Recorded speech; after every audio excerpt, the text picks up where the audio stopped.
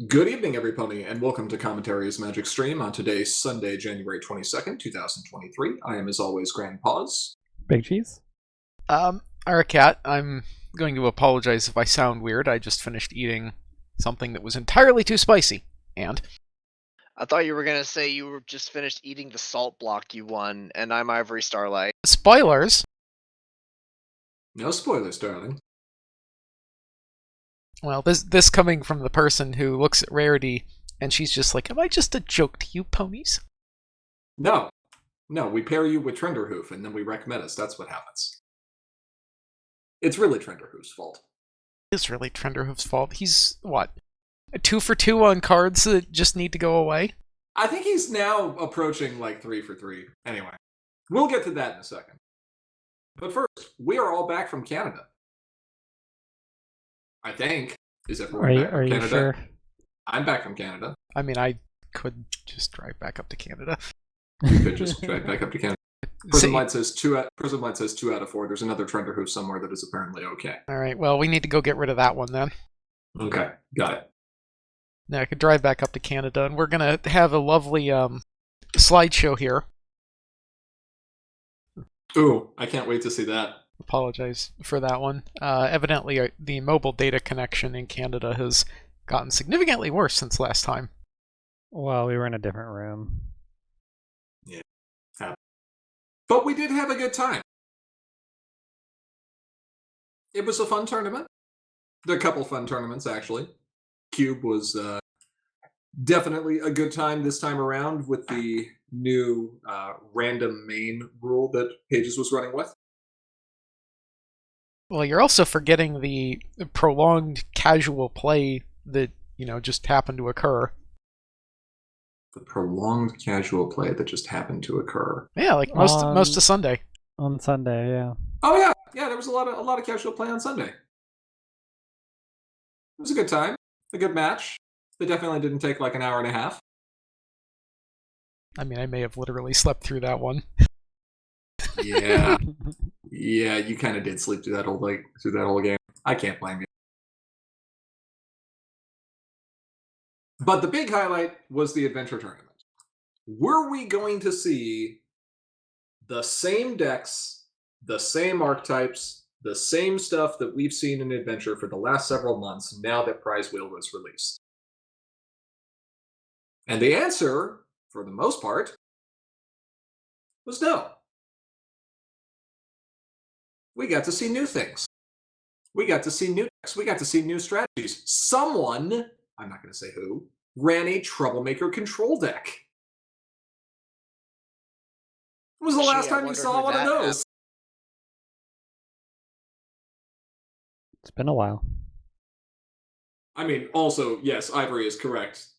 Everyone gets one guess. And then I'm taking that guess away because you all knew who it was.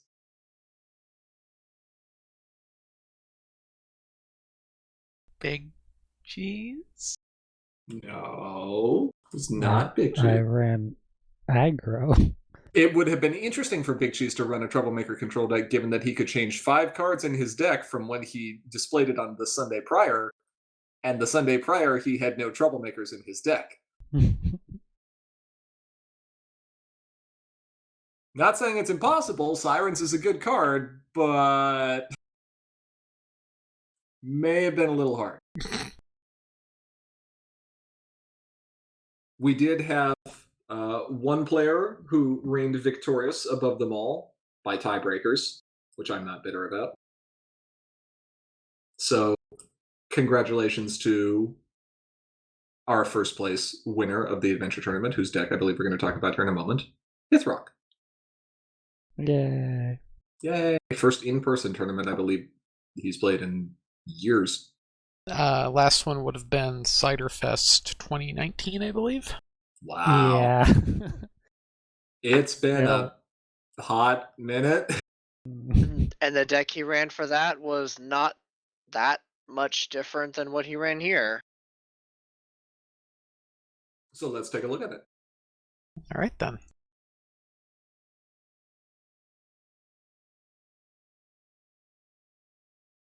Oh, Tempest. It simultaneously warms and freezes my heart to see you at a list.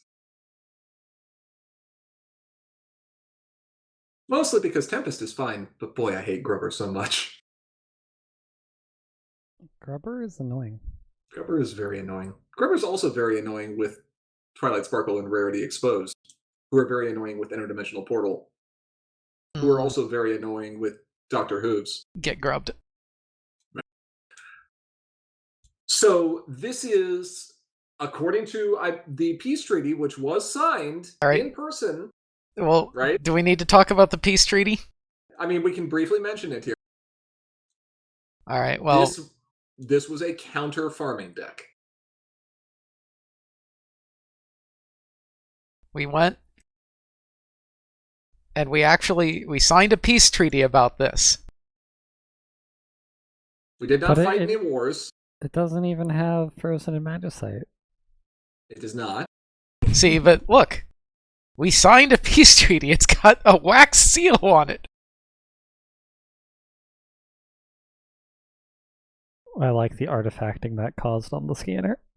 Right? That's great. So yes, there is a treaty specifically referencing this as a counter farm deck, so I can call it that. Which is fine. I also have to call Aloe white, but that's fine. Well, I had to agree that any pony could be best pony. And that took some doing. I had to make no compromises. I think I win. I think you do. I didn't either. So, counter farming, troublemaker control / farm strategy to push for the win condition with kind of a portal / BRB based sub theme with Interdimensional Portal and Luna's Future and Doctor Who's just popping in.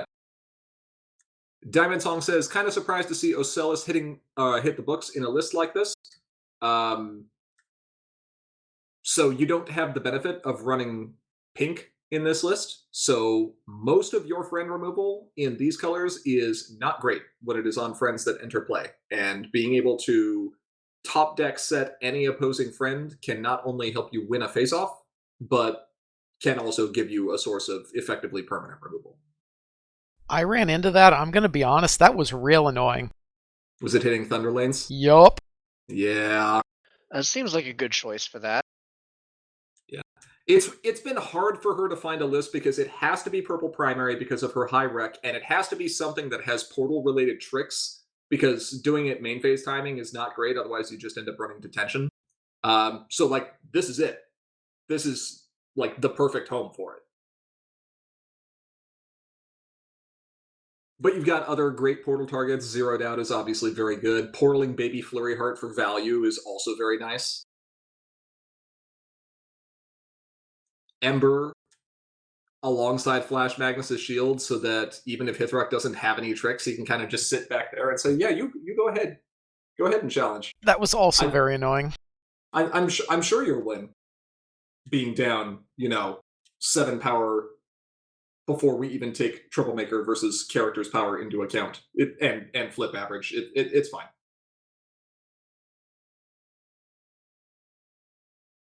A little bit of discard pile disruption with Misfire, Mistmane, doing some mill stuff.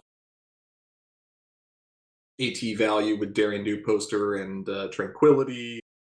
Force movement with Cheese's favorite card. Ultimate Organizers alongside Worn Out. This is good stuff. It's gross. It's pretty gross. But was this Mistmane signed by Ellie Ray?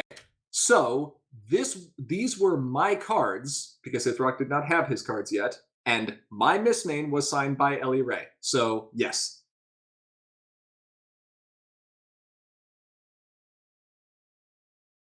I like how you started to say Moist Brain there and then hastily corrected yourself. Look, the Moist Brain is I can't help it. I would be curious to hear from both you and Shees if either of you had well, I know both of you had a chance to play against this deck. My game against this deck with control went to hard time, and the final score was 1-1, and it was my favorite game I've played in months. No, That says something about my soul as a person. This deck had troublemakers, and my deck forwent any answer to troublemakers, so Oh. it did not work well. Oh well, lesson learned.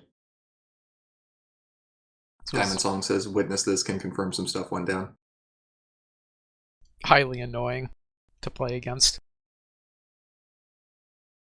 It's a good strat. Which I think is one of the strongest compliments you can possibly give this kind of deck. What? This is annoying to play against. Uh-huh. I mean, you don't play Control to not be annoying, right? Ivory, did you get to see this and commentate on it on stream? Yes, we saw the game with this against R's deck as round 4, I believe it was. Yes. Were there shenanigans afoot? There were. On both sides. Mm-hmm. This definitely can do some crazy things if it gets the right tools. Every time I play against a deck like this, I'm reminded just how good Daring Do Poster is in a Troublemaker heavy list. It's a lot of AT. I don't think I ever saw that. Yeah, it is a lot of AT. Like you have to have an established board though. I don't think this runs enough resources to really play that game. But it does have a couple of hate magnets, so maybe? It's got 6 resources that you have to answer. It's true. And then more for, like, the FOFs for entry. Yeah, I still don't think that's quite enough though. I don't remember if this has additional card draw. It's got a little. It has Tranquility to filter, and it's got 1 Misfire, which can cantrip. It's got a little. Mm-hmm. It has AT gain. That can be card draw. Overall, super fun. Cool to see a Control deck. Few things that Hithrock said they were considering tweaking, but we'll let him talk about that if he didn't already yesterday.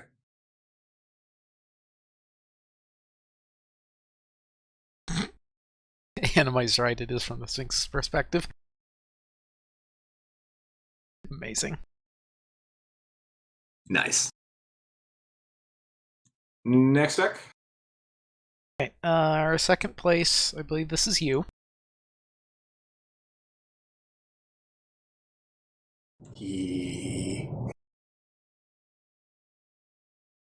This is a pile of cards.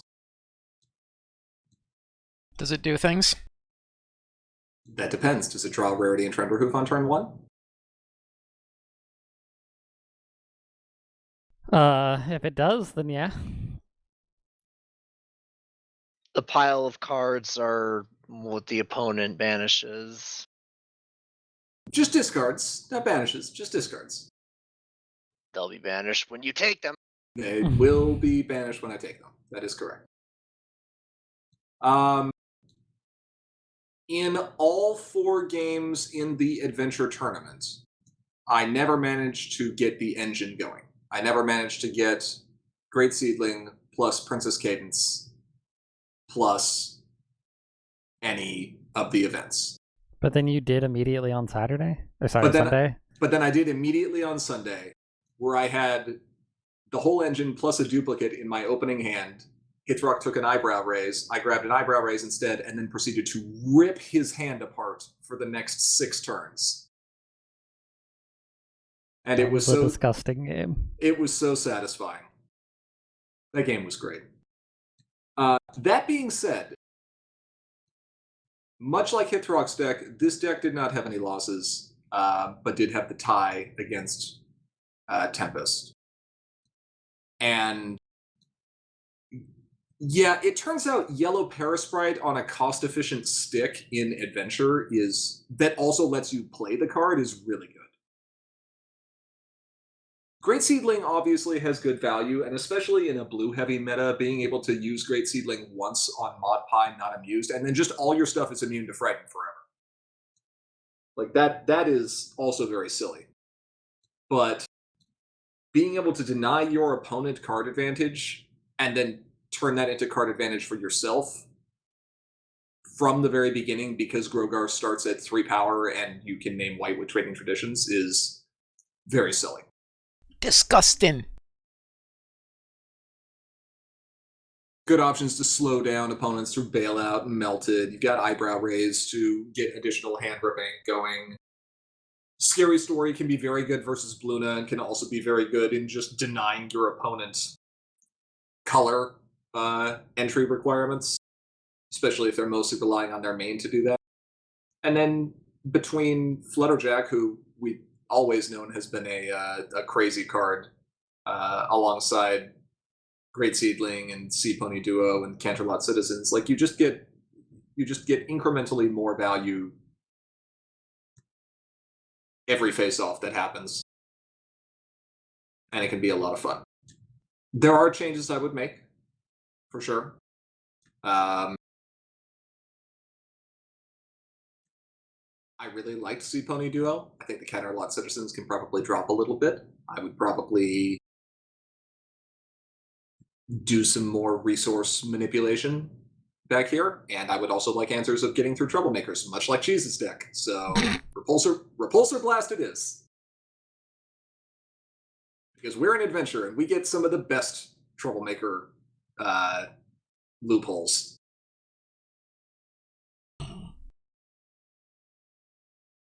I don't think we want to talk about this in super high detail right now, but I will say that the interaction of Grogar along with some multicolor cards early is definitely a very, very powerful thing. And I think we can pretty much just leave it at that right now. Yep. Next. Yeah. All right, third place. This is Pages. And an Alicorn, or there's an Alicorn or two in two. here, but this is not I showed you my Alicorns, please respond. I mean, it basically is. It's just running this instead of Skystar. It's close, but yeah. No, this is named the 5 a.m. special, or I have no idea what I'm doing.jpg. Yes. Science Dog. You know what's unfortunate? What's that? When you're up against mains that don't flip. You know what's real fortunate for this deck? What? When you're up against mains that do.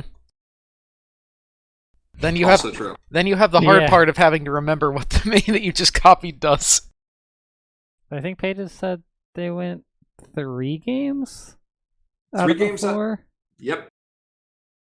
Because there was One- another Pretender, Tempest, which didn't need to flip, and then some other, or the other one was Me. you. Yeah, which isn't going to flip either, so yeah. Yeah. Yeah, we got the chance to chat with Pages a little bit before the stream here to ask him a couple questions about this. He said he liked the deck. It was a good riff on the Alicorn's concept from Core.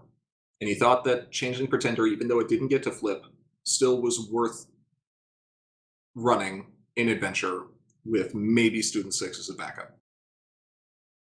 He did want to make a couple of changes, though.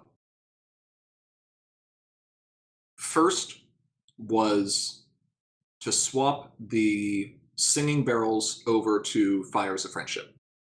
Because Fires of Friendship can get him requirement even if his main is not flipped, whereas Singing Barrel obviously is only really effective if your main is already flipped, and if your main's already flipped, then it already has 2 colors. Second was to bring Rushed Makeover up to a full 3 copies, because that card is ridiculous.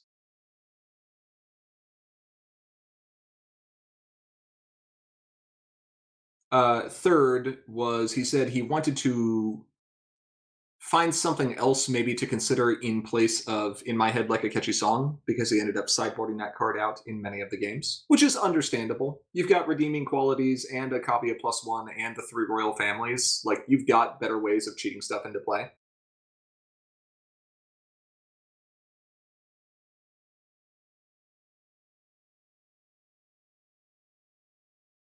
But he did think it was a good time. Thought his Alicorn threat selection was pretty good, and also enjoyed the beta rules for going first versus going second, which we did play in the adventure tournament, so we can talk about that a little at the end. I kind of like the Ember in here. The one Ember is nice against farm. It's very good. I do wonder how often that stayed in, though.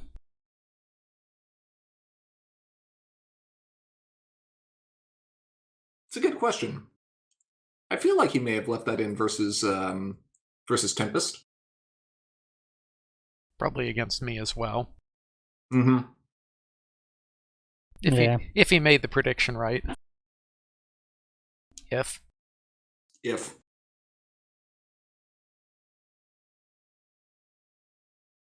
But it's cool to see Royal Family expanding outside of core and saying, okay, well, this might be good enough to shift how we viewed traditional reanimator decks in adventure and older formats. So more Devil Babby or Yeet Babby.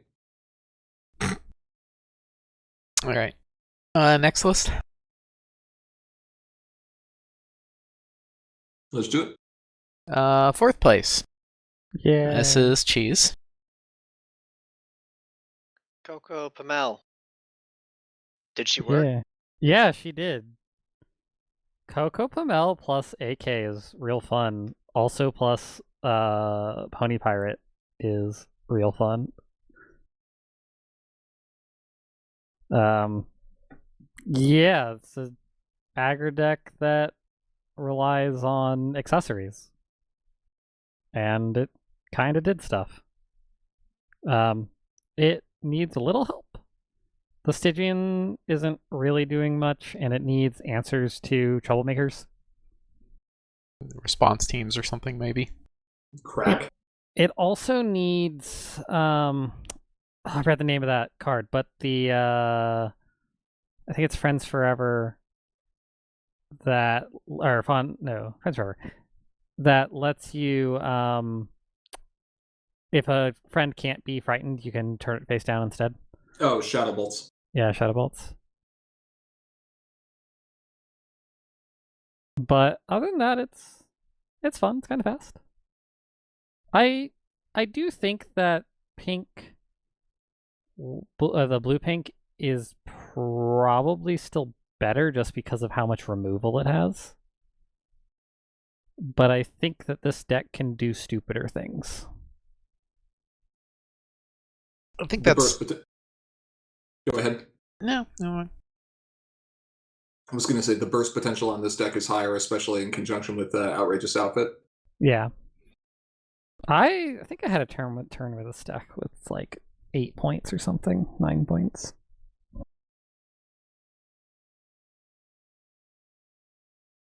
What's interesting is triggers that you wouldn't think would be that useful when stacked can actually be quite useful. Like you mentioned the Coco Pamel plus AK Yearling. But what's really funny is when you Cybernetic Limb Actuator AK Yearling, and then get another move off of Coco, and you're like, okay, cool, I've moved the same character twice. You know, who cares? But if that's AK Yearling, you've just given an additional 4 power. Yeah, I did it with I had 2 Cocos out and like played a 10-carat hat on her, and that's moving 8 power because her plus the 10-carat plus the 2 movements. Yeah. Or you do it with Pony Pirate and you get a bunch of Frightens off of it. Like, it's great. Yeah. How was Fleetfoot?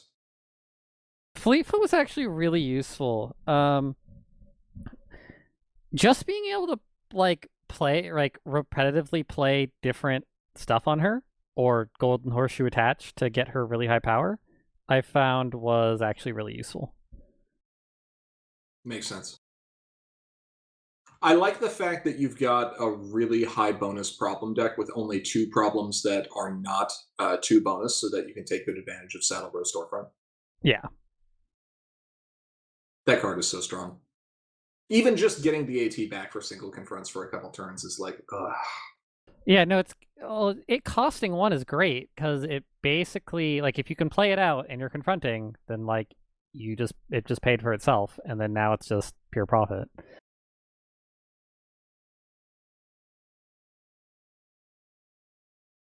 Also, Cool like, go ahead. Yeah, the entry's a little weird in the deck because Aloe doesn't really get you into white, because the only things you can do are play a Coco or play a cybernetic limb actuator on Aloe.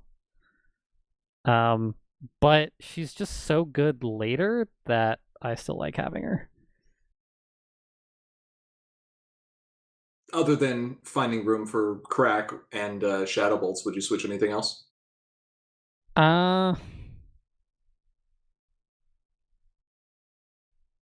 Not really. Fair enough. I even like the Fancy Pants. Playing him is fun, but You did do that. because like basically everything except for Plush Dash. Plush Dash, and I guess Citrine Spark, but If you're playing Fancy Pants, you're not bringing back Citrine Spark. No. Yeah. So, Plush Dash. It was cool to see a different style of Luna for sure. Oh man, and then there's the Night Gliders in there. Ugh. yeah. Night Gliders are great. Night Gliders are great when they are not discarded 2 turns in a row to Rarity and Treasure. Yeah. That'll be a little bit of a downer. Just a bit. Yeah. Okay, so that is our top 4. And since we had an 8-person tournament and did not do a cut, that means that 5th place was the recipient of a very envious prize. Well, we would have done the cut at top 4, but we have a tradition. It's one that hasn't seen the light of day for 3 years. In fact, that tradition is the illustrious Salt Block. And so here is the Salt Block as it stands today. And as it says, absolutely nothing happened between VPE 2020 and VPE 2023. Not a thing at all. Absolutely nothing went wrong here. I love it. I hadn't seen that yet. This did not, unfortunately, make an appearance at the event because it was raining the entire time. And Just leave it outside, it'll be fine. trying to bring a block of material that's soluble in water through a rainstorm is not a good idea. Just saying. It needs a hat. It does need a hat, yes. Diamond Song says one day. It could happen to you. One day I will lick this. Okay, maybe not. No. Maybe not that. No, the salt. There are explicit rules forbidding licking of the salt block. Arcat is first to make the cup twice. Yeah, that looks accurate. How did I pull this off? Terrible. By Doing it at Vanhoover 2019. I don't even remember what I was playing back then. Oh well. Anyway, Katamari noises. fifth place, Katamari noises. And so this thing returns. Na. I did not Katamari quite so well here. And the final game against Tithrock, it was late, and I don't think anybody was playing at 100%, and at that point in the day, we're both just kind of looking at each other being like, can we go get food yet? It was okay. That was one of the longest 4-round tournaments because there were technical difficulties, and also we took like a full round break in the middle of it because it was the only time you could get autographs from the VAs. Yeah. It was long. Yeah. Yeah. And so there were a few play mistakes, and yeah, Hithrock just, I think, deserved that one. Anyway, there are 2 changes from what was posted. Well, 3 technically. One of those changes is I can't run banned cards. as much as I wanted to. The other two are reading the new copies of, or reading your new overlords and going, wow, this is kind of a bad card for a farming deck, isn't it? Why am I running 3 of these? Oh, right. Mm-hmm. And so one got traded for a Trixie and the other got traded for a Queen. Trixie seems good. Trixie does not interact well with Thunderlane. True. For multiple reasons. And, yeah, maybe don't. So I don't know what you're supposed to replace those with, but I'm not real happy with the availability of Troublemakers in Adventure. There's just nothing that I really want to farm. We need to print more 2 and 3 point epics. Well, to some degree, I think this is working as intended, because the things that are here are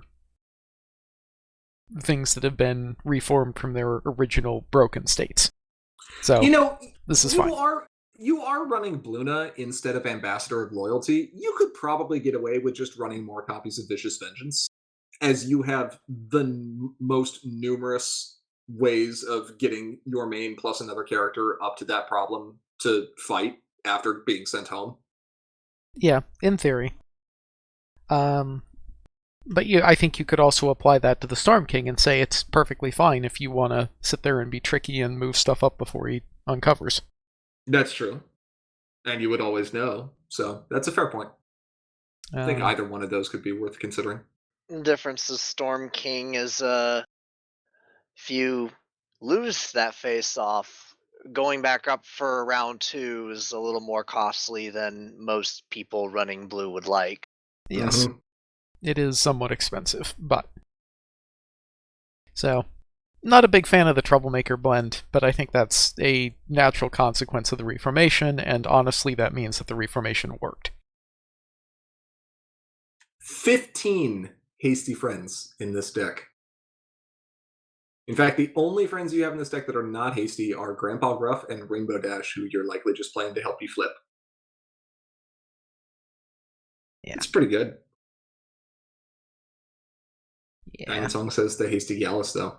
Hey, Hasty Gallus, 3/1/3 Hasty, works in a farm deck, moves Bluna. So the worst card to need to flip your main with is Gallus. Yes. Yeah. Oof. That one's kind of painful. It really is. It wouldn't have been as bad for this tournament because we were still using the beta rules, but we weren't using the revised version of Tarnished Reputation. So if you went second, you could still do it turn 1. Yes. Also, Grandpa Gruff doesn't confront. Well, Grandpa Gruff is another card that I'm not entirely sure I want in here, because it is a 3 flip as long as you're doing the challenge, but if you're defending, he doesn't work. He's only a 1. Anemoy asked if you used Riled Up for, readying your character or for face-off power. And I think I saw one where you managed to win the face-off because of the competitive, right? Yes. There was one where the competitive was enough to put me over the line. I don't think I ever used it to do it ready. I don't think you played against a lot of orange. Well, yeah, I was about to say the reason that I didn't do that is because I didn't run into you. Yeah, you would have used that against me. There were a grand total of 2 people who were running orange cards. One of whom had exhaust. I believe I only saw it in your deck. I don't think Pages was running any. No, Pages had just had ability loss and movement taxing, and then, Pinky's randomness. Well, I don't think Pages needed that, because really, the match that I ran into Pages against, that wasn't even a contest. Pages just went online and said, nope. He did say he got the God Hand against you. But, yeah, that did not go well for Bluna. And I think I was the only person who bothered flipping their main against Pages, because I'm just like, whatever. Well, you do bring up a good point, which is previously this deck performed really, really, really well in a meta and in a tournament where there was also a lot of other blue farm that did really, really well. And the one thing all those decks had in common was they were running 3 copies of the old Legion of Doom. So the question of how much of that was because Legion is a broken card. right.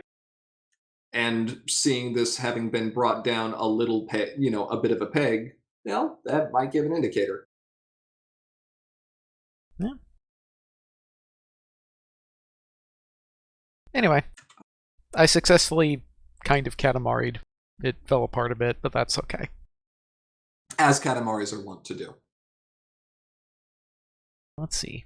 Next deck.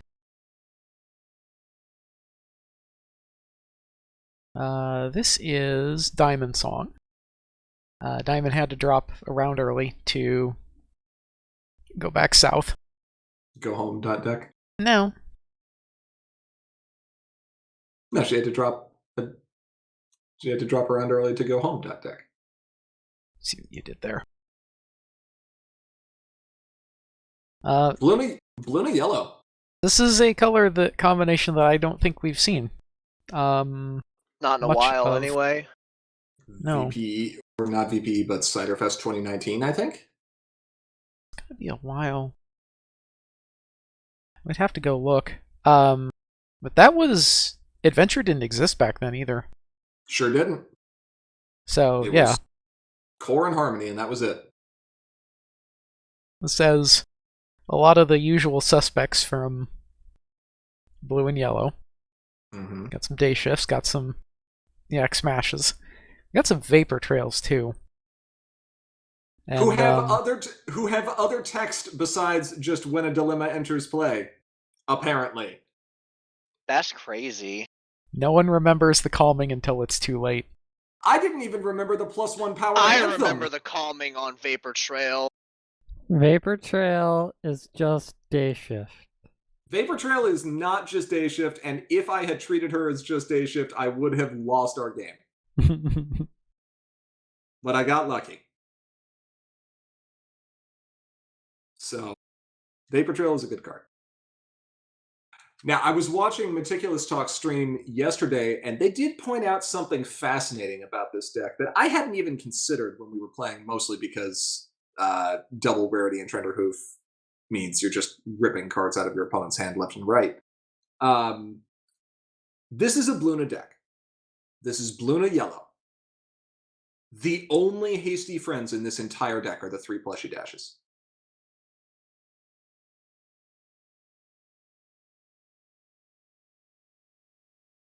So this is by no means traditional Bluna. No, but at the same time, Bluna still does move. Bluna does move. Yeah. And free movement's never a terrible thing.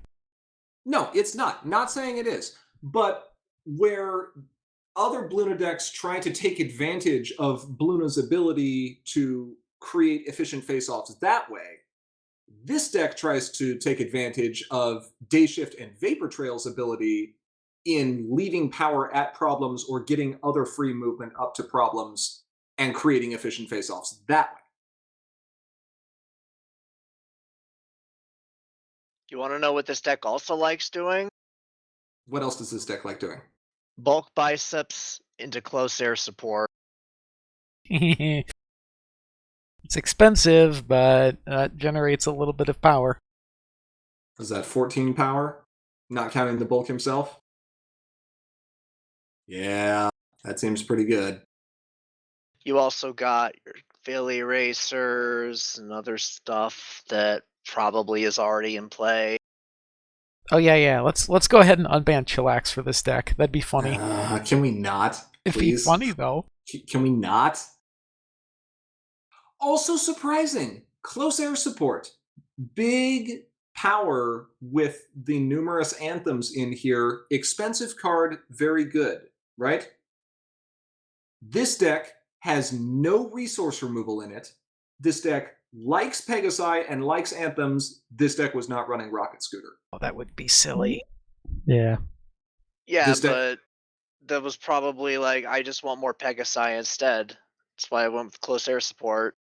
Oh, sure. I'm not saying run it in place of. That would have made this thing, like, absolutely deadly against resources. Yeah, if you were to swap out like the rainbow connection with With the rocket current scooters? version with the current version of Rocket Scooter, close air support, DFO, blow up every one of your opponent's resources, still have the Rocket Scooter there at home, plus probably some extra Pegasi, and leave a bunch of characters at problems, yeah, that'd be okay. Spicy. So, a lot of cards in here getting kind of tuned after Spoilers. the next one. Well, we'll talk about it in a second. But overall, very interesting take on Blue New Yellow. Yeah. Let's see. 7th place. We've got Bugs. This was Max. And... Alright, let me count the cards that I don't like in here. There's entirely too many Crayola Bugs. No, Crayola Bugs. Changelings. Plus the one little filly that wants to be a bug. Sweetie Belle? No. Oh, the other one. I don't Sure. even remember what character that is.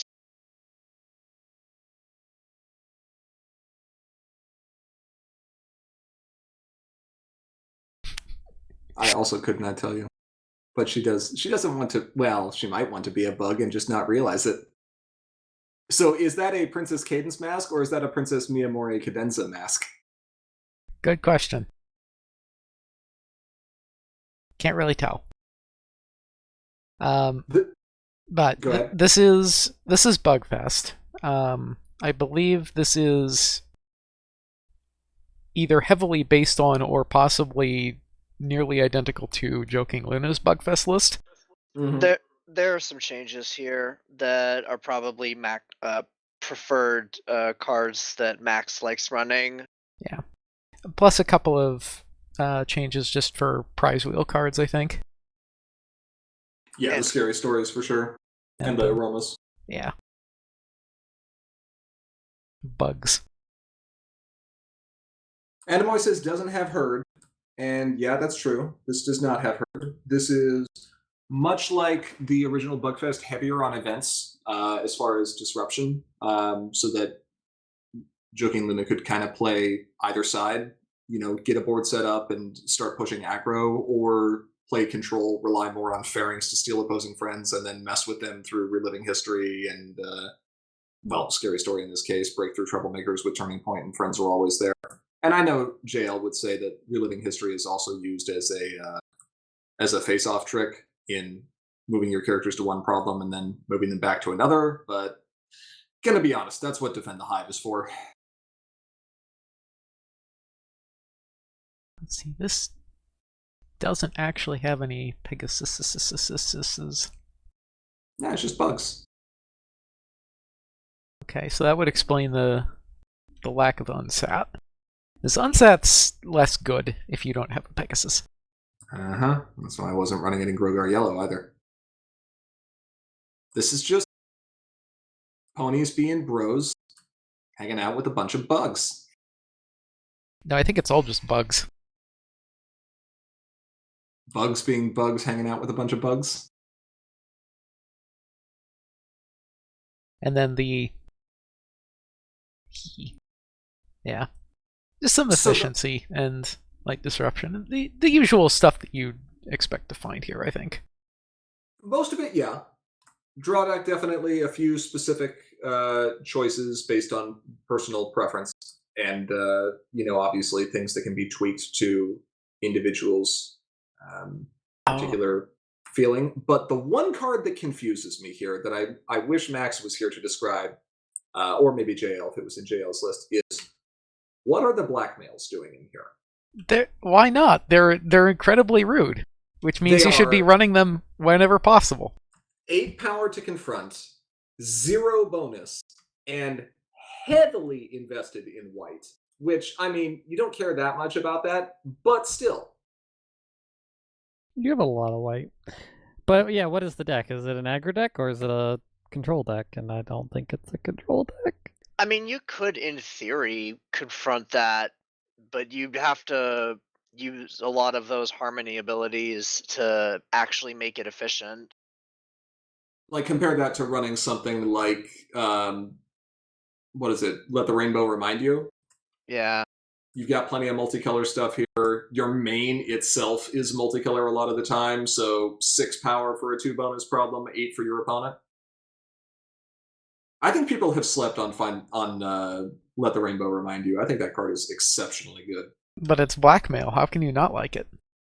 Oh, I can like it. Just not an aggro. If that's what this is.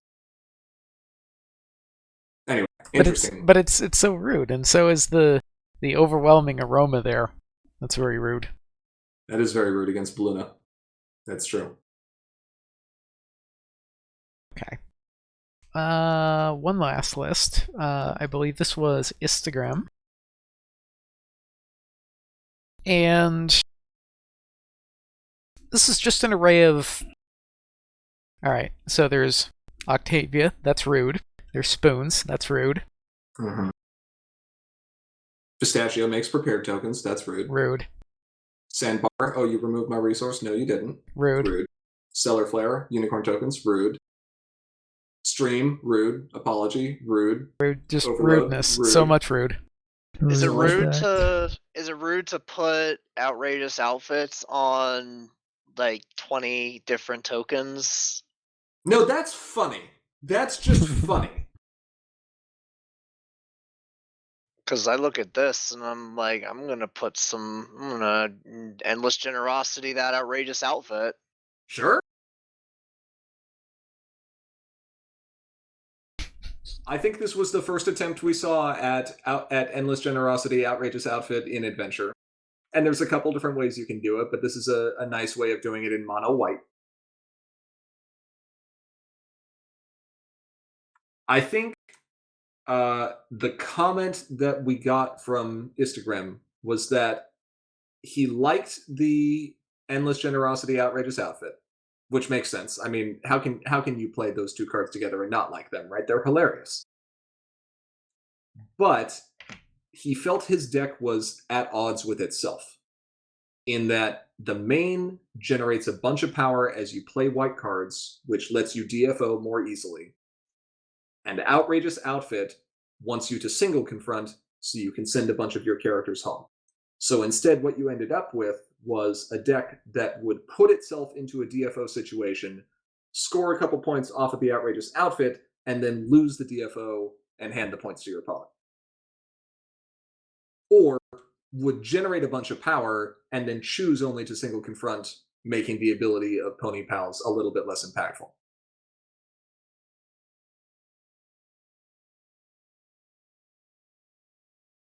So I think he said he was going to go back and tinker with it a bit more. But I am a believer in Endless Generosity, Outrageous Outfit, in Adventure in a couple different ways. So I fully, like, big thumbs up. I almost ran a Endless Generosity deck. Are we going to talk about how this is the second deck we've seen actually running 10 Carat Hat? Oh my Yeah, god, we saw 4 10 carat hats at this tournament, which is more than we've ever seen across all tournaments ever. I mean, No. that's a bold statement, and it's probably wrong. That's but... a bold and very wrong statement. How is it wrong? What mean, deck ever ran 10 carat hat? I think Octavia Blue ran 10 carat hat. No.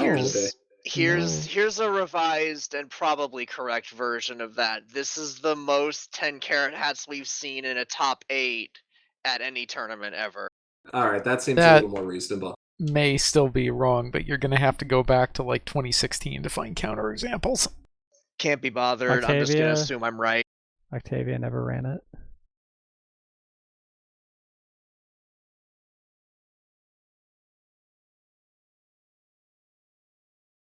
Yeah. So, interesting, and we'll have to see if this archetype can be optimized.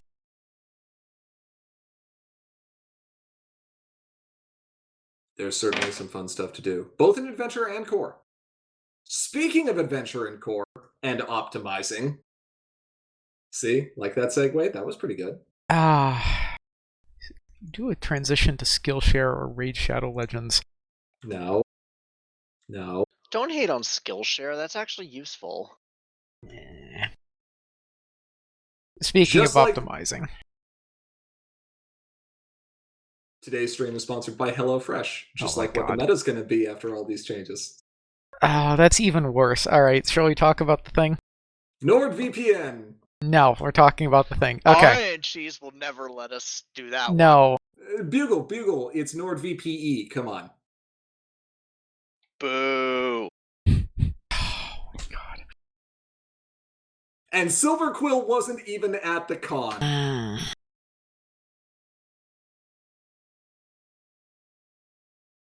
I have stolen his mantle. You're gonna regret that.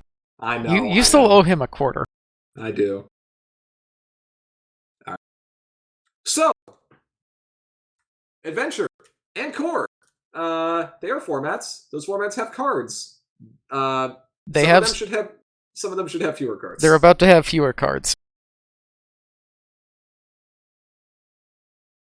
Bugle says Fluttershy has officially been banned 4 times now. She is a bad pony. I know, and that's why I sent her to my room.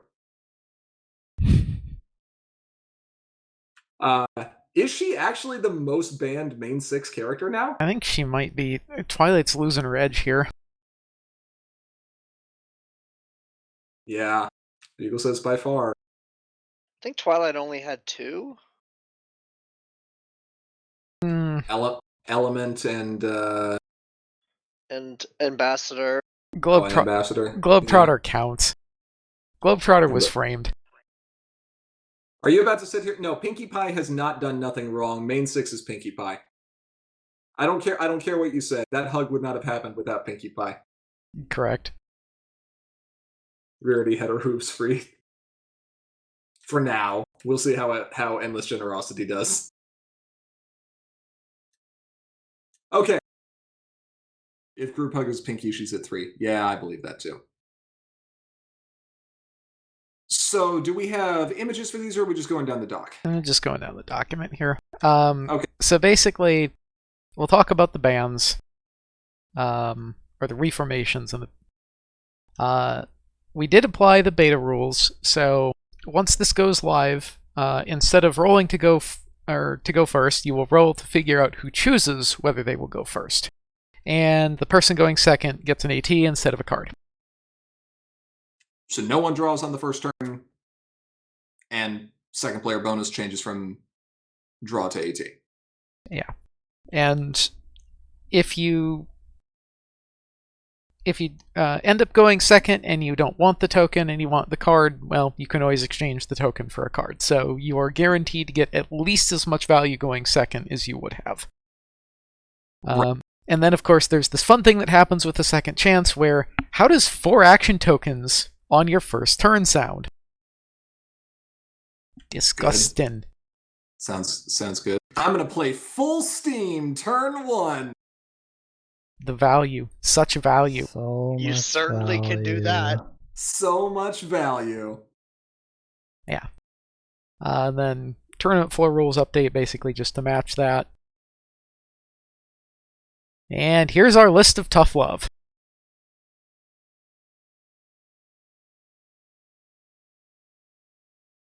So, I don't think this will surprise anybody. Rocket Scooter is a silly card.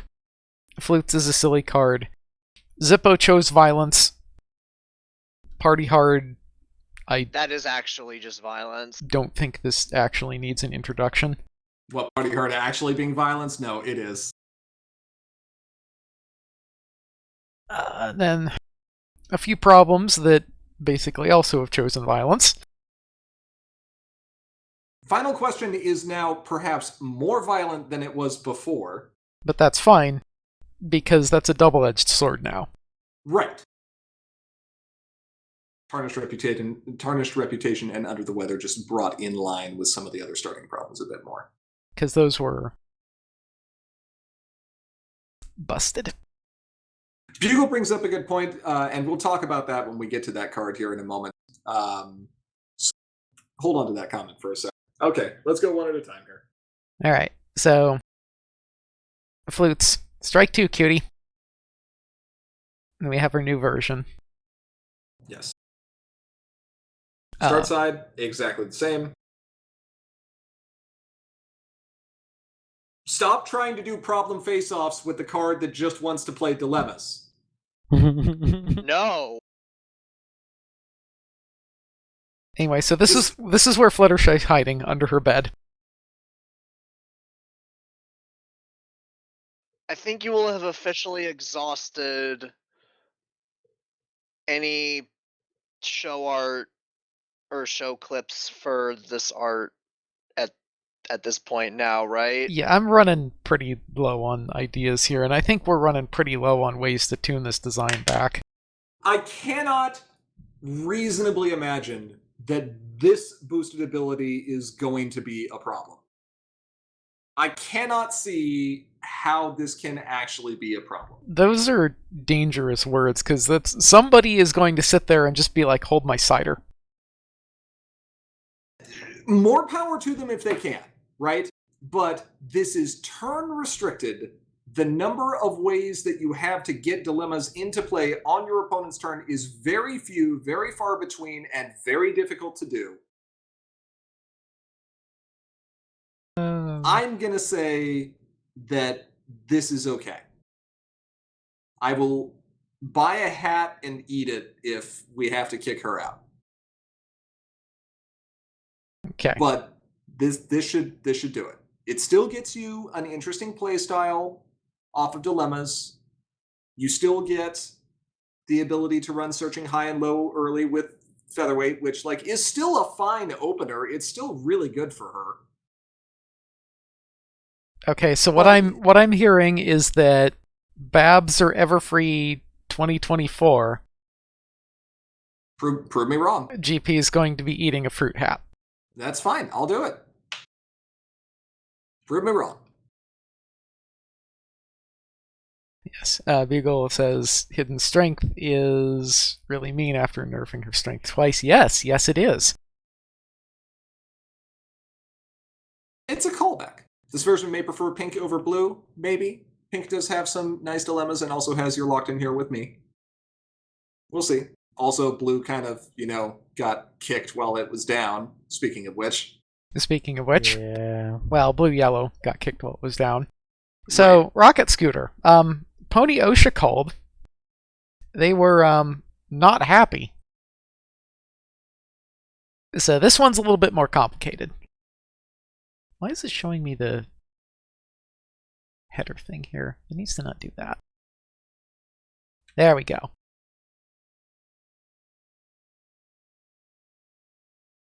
There were a bunch of changes to this card because this card was overtuned in a lot of different ways. So the quick rundown there, you can see basically almost every aspect of the card got nerfed in some way, except that its rec got lowered, and you only need to retire 2 Pegasi tokens in order to dismiss the opposing resource. However, you now also have to exhaust the card in order to do it, so you can only dismiss 1 resource per turn cycle. The card enters play exhausted, so you cannot retire or you cannot dismiss a resource the turn this card enters play. It only makes 2 Pegasi tokens upon entering play or leaving play. It also only makes the tokens on leaving play if it was dismissed, so purple can actually go and banish it. Yeah, purple's very good at this. I'm just going to cite that thing that Star Swirl did. Your Pegasi may appear in Pedestria. Fair. Fair. Bugle says, rip my dream of bouncing Scooter with Lyra Bond. I mean, you can do it. It's just not going to be good. Yeah. The real answer, bounce your opponent's Scooter with Lyra Bond. It's funny. Do it. It's rude. It's still fine. You still end up getting good value out of it. It still gives you some utility.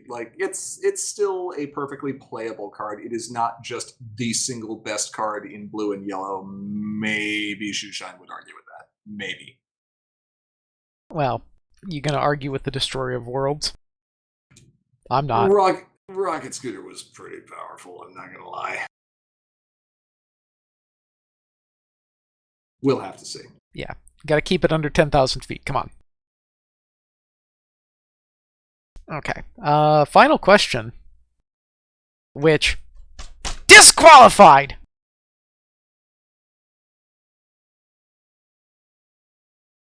It turned out making your opponent spend all their resources to rush up to confront this problem, and the sole reward they got from that was, I have scored a point, and you have theoretically scored fewer.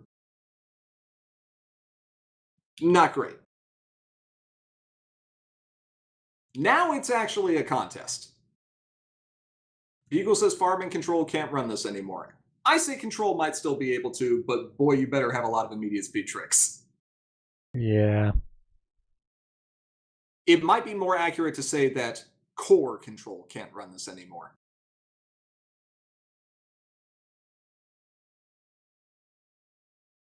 Yeah. So, this is, I think, a lot more fair. And as the description says, there is absolutely a risk-reward element. Not enough risk, too much reward. What I find to be interesting about this is that even among the 4 people who are currently here doing this stream right now, I think there is still disagreement over whether or not this problem gets run. I think that depends a lot on what deck it goes in. Like, it is not the same card. I think Balloona Pink is way more okay with just being like, alright, whatever. Because Balloona Pink's just gonna be like, go ahead. Try to confront it, see what happens.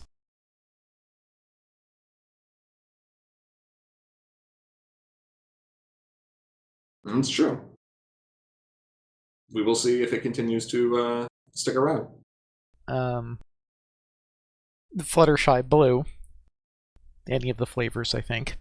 Aside from the fact that this is not a great set of requirements for it, is probably going to look at this and just be like, no. Beagle says if you run Discord, you still run this. That's a fair point. Even if you bring it down to 1 copy so you can find it when you need it. Oh, yeah, good point. Ivory, thoughts? Would you ever run this? No. Too risky? In which deck? I'm not giving my opponent an opportunity to get 2 extra points just by confronting this. But What if you it can- What but if you it can comes get- up when I'm not ready for it? But what if it comes up when you are ready for it? I'd rather just run something that's safer, that's also 2 bonus. You're gonna run out of problems real fast. Yeah, that's kind of the problem. Heh. Guess I'll switch decks then. Wow. Final question gets nerfed, Ivory. I'm no longer a blue player. Yes, because that was the only thing keeping me in blue. I mean, I kinda did that when we hit Party Cannoneer. You did shift to blue. Party Cannoneer needed to be hit. That was dumb. I'm aware Party Cannoneer needed to be hit, and that was dumb. That was part of the reason I was playing pink, because it was so dumb. That's fair. Let's see. Ah, yes, Tarnished Reputation. So, this one's fairly simple. It's just, instead of the movement being free, the movement now costs 1. You're getting about a token worth of value out of this cycle, and that was what was intended. Yeah. Free movement for Balloona on turn 1 was a little bit less intended. Yeah. This is still very good. It's just not amazingly good. I think Balloona still runs this. I think she does. 1 to move up is not that bad of a cost. Especially if you're going second with the new beta rules, which are going to be not beta soon.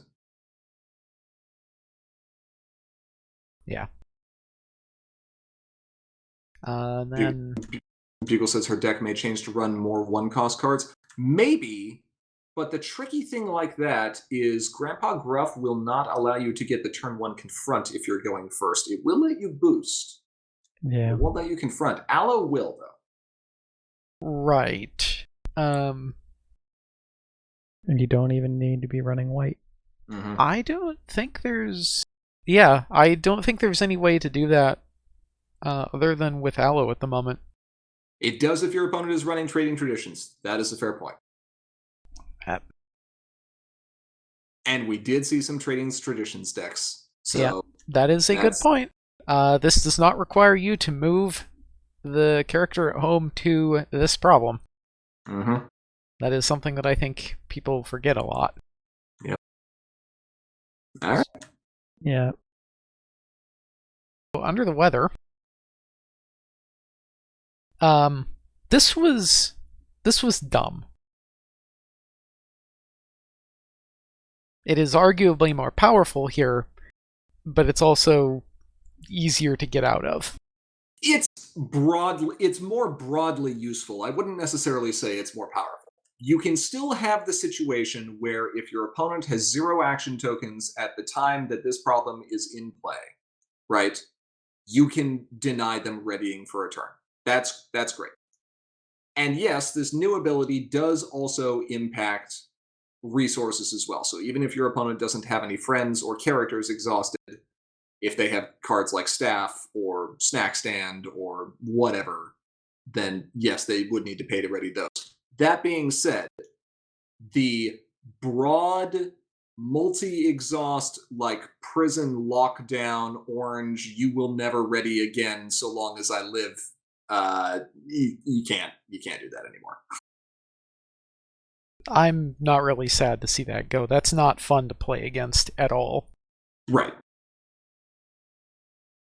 Look, you want to tax your opponent and exhaust their stuff, play orange-white. Bugle says work hard, play hard still runs this. Totally agree. Absolutely. In the same way that Bluna still runs Tarnished Reputation, or whatever it's called now. Yeah. Harsh accusations. Yeah. Cheap movement, still good. Yeah. Especially early game. Yeah. And this is still admittedly lighter control, but it's some aspect of control that you can use. Right. Taxing your opponent, still good. Right. The old Just- behavior was crazy. Like, It was. just Per- ridiculous. Per character, I've exhausted 3 things. One of them's bailed out anyway, so you're not going to pay for that one. But then these 2 are going to cost you 2 AT. You only had 1 left over, so you can only ready 1. Yeah, it was silly. So tax of 1 AT maximum per turn cycle, much more reasonable. Yeah. And as with the old card, you go ready, actions, draw, so you have to keep the token around if you want to be able to get out from underneath this. So Roman said that they think that this lets AT gens work against this deck again. I disagree, since you need 3 AT gens before that's profitable. Well, you need 3 instances of AT generation before that's profitable. If you can end up with an AT generating friend, I mean, sure, AJ does lock one down permanently, and then the other one pays for itself. We also don't really see just straight up AT generating decks anymore. Like, you've got Trixie, assuming you're playing events, but that requires AT investment. And then you've got Applejack, Factory Organizer, and then Starlight. And I think that's it. well, one of the counterpoints here is that the more things that you have that generate value for exhaustion, the better, because the cost gets amortized across all of them. Mm-hmm. Like, sure, if you want to sit there and waste your exhaustion every turn on these 3 AT generators that basically just sit there and pay for themselves, cool, guess what you're not doing? Messing with my other stuff. Right. There's also the question of, like, yes, you go into other colors, you start talking about Rainbow Shine for event discount, and Philly Racers for friend discount, and Shadow Row if you can score points, and yeah, all this other stuff does generate AT value, right? I think the biggest issue, I'm going to disagree with Roman for a different reason. I think the biggest issue is there's just not a deck that wants to run all of those AT generating cards and also has a good enough payoff. The closest that we got to that was Krabancer that Josh Stuick was running, and that thing lost Dr. Hooves, so its primary method of control went kaput. Bugle says mismain.deck. Yeah. Okay. Okay, mismain.deck I'll buy. That's fair. It does have Snack Stand and Saddle Row and Trixie. But I feel like that's also one of those decks where it can actually end up overwhelming the opponent with sheer value. And Glimmer, yeah. So, we'll see. It's interesting. Okay. 2 more cards. And these are gone forever. Yeah. So, Zippo, the cute, happy one. No, absolutely not. Like was it you or was it Ivory that said the thing? It's That probably was mine. him. It's right there even. So, like it says here, Zippo has exactly 2 modes. She's either doing like ultimate pacifism and just refusing to do anything, like not even showing up. Or she's out there making Cozy Glow look like a saint. And that's all she does. Nothing in between. Not this time around, you don't, Bugle. You get to take credit for that quote.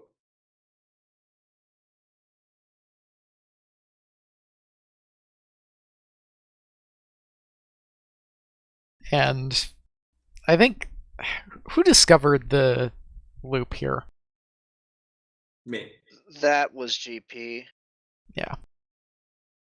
And so I think the document here does explain the loop, but this got dumb. It's just your stuff's going to stay home, just forever, all the time, constantly. And you're gonna have no power to play anything. And this cost me Nothing. at some point. Yeah, at some points, nothing. Previously, it was, I'm going to spend a minimal amount of action tokens and continue to replay events from my discard pile because F-Stop is a stupid card. And everyone's like, wow, F-Stop is a stupid card. And then Zippo's like, but what if free? And you're like, that must require 7 cards, right? Zippo, Nope. no. Zippo, yes. Zippo always yes! Yes. Yeah. You can't have that many puppies, Zippo. Yes, I can, and I'm going to have 21 of them. Fluttershy approaches him with a proposition. What if you could have infinite puppies?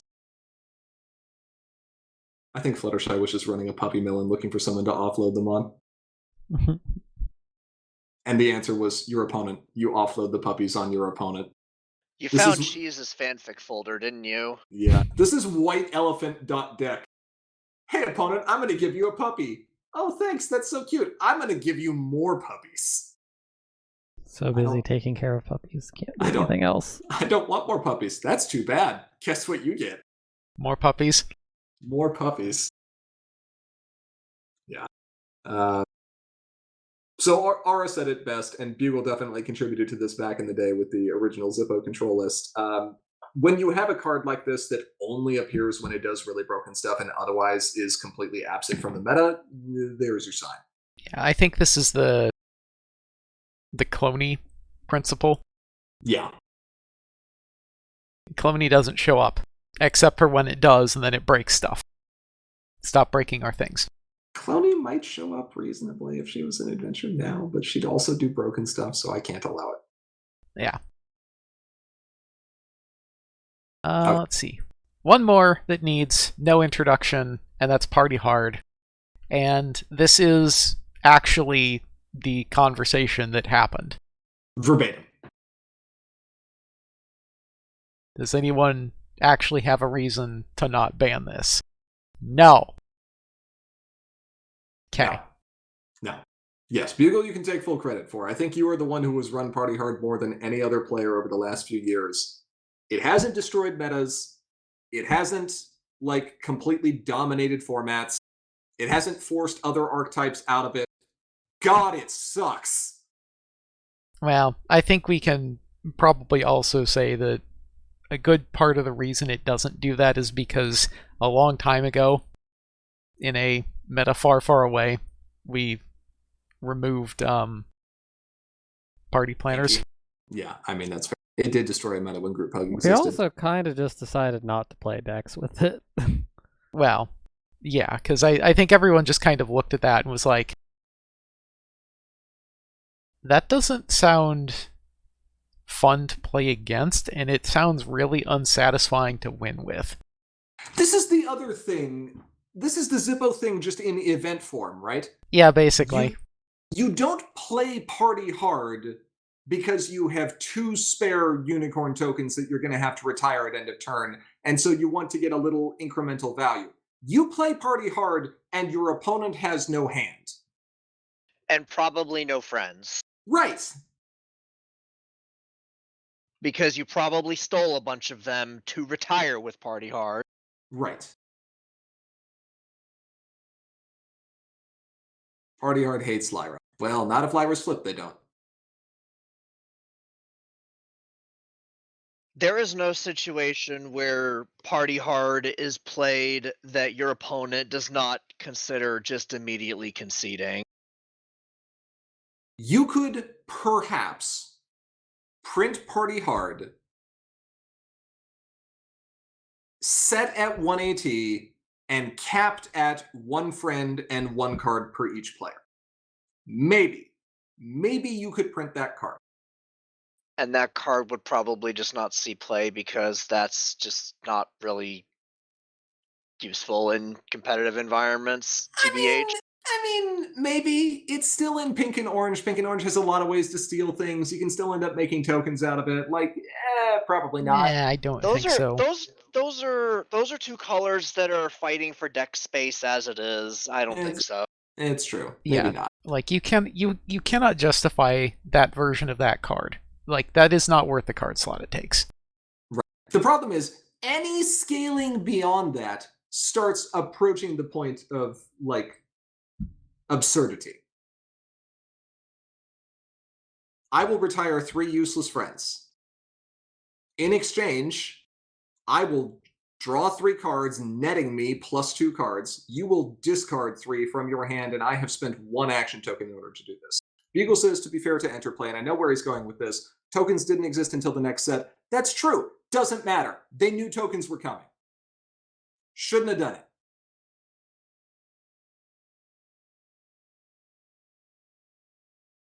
Yeah. So. But some adjustments have been made. Hopefully this will make blue and yellow a little less dumb. And remove some things that didn't need to be there. Hopefully so. I'm excited about what the adventure meta will look like for BabsCon and for any events run in between. So this, if I remember correctly, will go into effect on The 17th. February 17th. There is a January 32nd. You what? Continue. You what, mate? Let's see. The upcoming weekend, we'll have a Coco start. That Coco, will not have these changes in play, although these cards are already live on Ponyhead. Don't, run them. Except in your own fun games, that's fine. Yeah, but feel free to start messing around with these in playtesting and stuff. And there might be a reason that the changes are going live on a Friday. Just saying, because there might be something occurring that following weekend. Cough. Maybe leave that Saturday and Sunday open. Maybe consider leaving that open if possible. Yeah. I am heartless. I didn't drop it on Valentine's Day. That would have been funny. In the middle of the week? Yes. I appreciate that. I have to take a trip down to celebrate Valentine's Day the weekend before that, so thank you for not ruining my Valentine's Day. No, I think you should. Sounds good. Please don't. Nah, I already rendered everything. It Costs too much time for a stupid joke. Whee! Hooray. Time that you know you're gonna spend regardless. No, Don't try to fight him with logic. no. He's a bug. Fight with logic. The problem is I'm going to return it with hissings. Anyway, we've run long. That will wrap up our discussion on this topic for today. We would like to give a big shout out to all our patrons on Patreon. Thank you so much for your regular support. If you aren't currently a patron and you enjoy what we do, please consider donating. Doing so does enable us to continue making content and lets you earn some great perks as a bonus. If you have comments or questions you'd like to send our way, feel free to reach out to us through Facebook, Twitter, or email. If you're a patron, you can also chat live with us on Slack any day, anytime, because there's going to be some kind of video game that's going to keep Grandpa's up way later than he should be. And then RNGs just never sleep. No, And you miss... No, because you're up playing Fire the- Emblem now. Fire Emblem? Yeah. Okay, and Cheese is up playing Minecraft. Greg. Minecraft. And you're up playing, what, Minesweeper Tetris? No. I'm That game melted my brain when I saw it. Minesweeper Tetris? Yeah, I'll show you later. Anyway. It's pretty awful. Finally, if you're looking to watch any of our previous videos, including tournament recordings, you can find them on our YouTube channel, linked just below the stream. With all that said, thank you to each and every one of our viewers, both here now and watching this recording later. We are, as always, Commentary is Magic. I am, as always, Grandpa's. Hey, Cheese. You're going fast. I have to copy and paste the thing. There, I've copied and pasted it. No. What's the point of all those monitors if you can't No. even find what you're looking for? Right? And? Partially because I'm sitting here like... He never said his name. Say your name! I said the line. Say my name. I'm Ivory Star. We'll see you next time. Bye. Bye.